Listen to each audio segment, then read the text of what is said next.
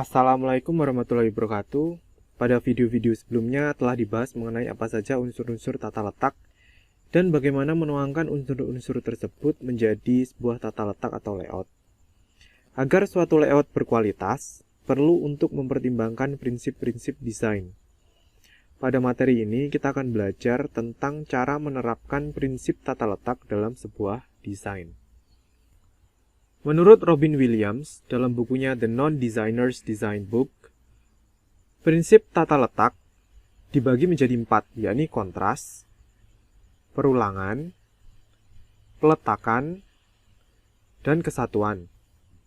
Sedangkan menurut Tom Lindsay, dalam bukunya yang berjudul Design Principle for Desktop Publishing, prinsip tata letak dibagi menjadi 5.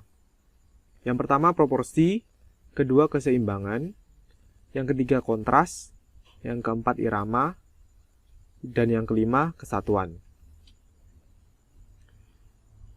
Pada video ini akan dibahas lebih dalam mengenai prinsip tata letak versi Tom Lindsay.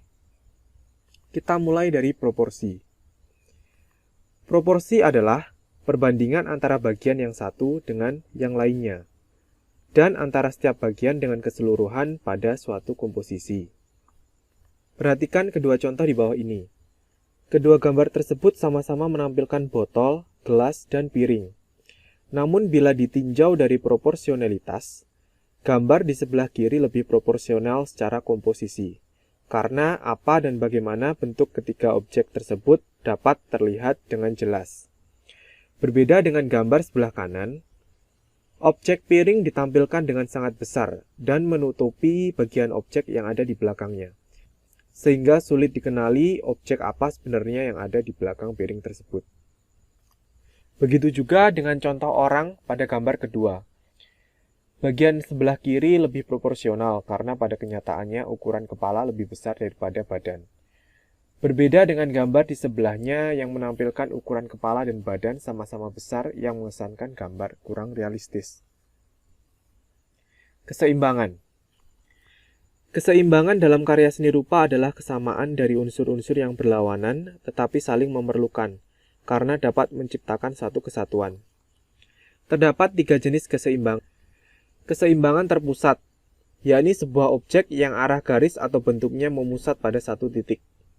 Selanjutnya adalah keseimbangan asimetris. Meskipun tarikan garis dan titik pewarnaan tidak sama antar gambar kiri dan kanan, namun pola garis atau motif dan pewarnaan yang digunakan sama, sehingga masih dikatakan kedua objek tersebut seimbang.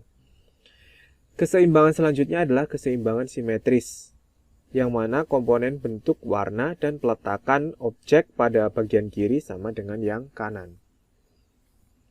Irama.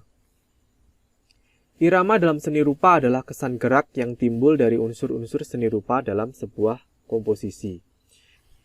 Irama dapat dibentuk dengan pengulangan, pergantian, perubahan ukuran, dan gerak mengalun. Berikut ini adalah contoh dari irama, yaitu gambar ombak dan juga gambar awan. Kontras. Kontras bisa didefinisikan sebagai perbedaan dalam elemen visual yang bisa membuat sebuah objek dapat dibedakan dari objek lainnya dan atau dari background. Apabila diadaptasi dalam pengertian yang lebih sederhana, kontras adalah elemen yang berbeda dari yang lainnya. Contoh-contoh dari kontras yakni yang pertama kontras warna, kontras ukuran,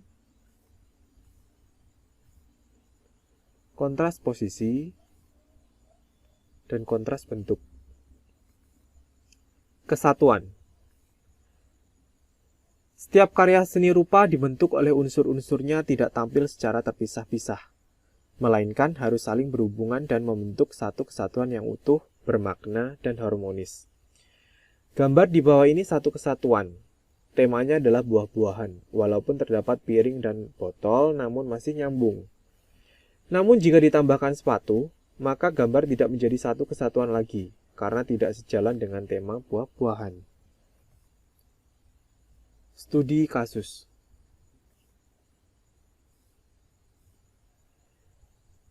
Berikut ini adalah gambar kartu ucapan Hari Raya Idul Fitri. Kita akan coba membreakdown satu persatu prinsip-prinsip tata letak yang digunakan. Yang pertama dari proporsi. Proporsi antar gambar ilustrasi dan teks secara keseluruhan sudah seimbang. Gambar-gambar ilustrasi juga sudah menunjukkan proporsi yang seimbang.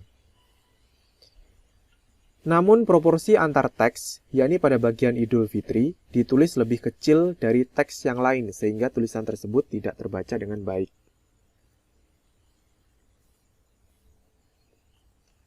Lalu dari sisi keseimbangan, porsi area ilustrasi dan area teks hampir sama, sehingga bisa dikatakan bahwa gambar tersebut sudah seimbang.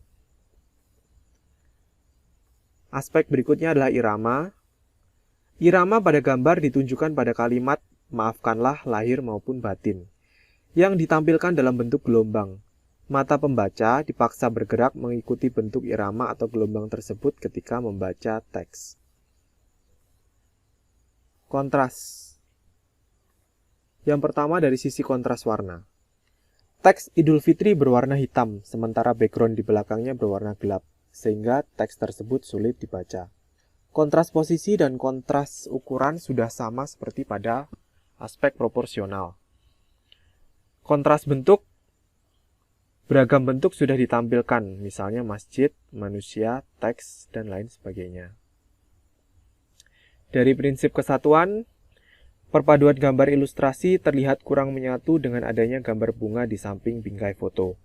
Walaupun hanya bertindak sebagai aksen atau ornamen, sebaiknya gambar bunga diganti dengan gambar yang masih memiliki kaitan tema gambar, yakni suasana lebaran. Misalnya gambar ketupat, beduk, dan lain sebagainya. Sekian materi kali ini, terima kasih atas perhatiannya, selamat belajar, saya akhiri, wassalamualaikum warahmatullahi wabarakatuh.